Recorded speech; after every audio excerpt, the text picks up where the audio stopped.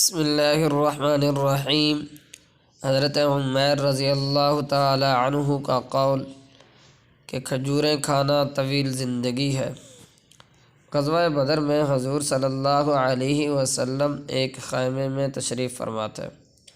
آپ صلی اللہ علیہ وسلم نے صحابہ رضی اللہ عنہم سے ارشاد فرمایا کہ اٹھو اور بڑھو ایسی جنت کی طرف جس کی چوڑائی آسمان و زمین سے کہیں زیادہ ہے اور متقیوں کے واسطے بنائی گئی ہے۔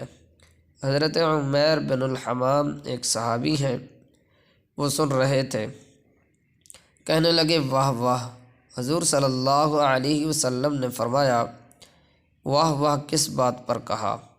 عرض کیا کہ یا رسول اللہ، مجھے یہ تمنا ہے کہ میں بھی ان میں سے ہوتا۔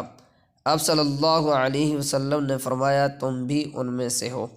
اس کے بعد جھولی سے چند کھجوریں نکال کر کھانے لگے۔ اس کے بعد کہنے لگے ان کھجوروں کے ختم ہونے کا انتظار جو ہاتھ میں بڑی لمبی زندگی ہے، کہاں تک انتظار کروں گا؟ یہ کہہ کر ان کو پھینک دیا اور تلوار لے کر مجمع میں گھس گئے اور شہید ہونے تک لڑتے رہے۔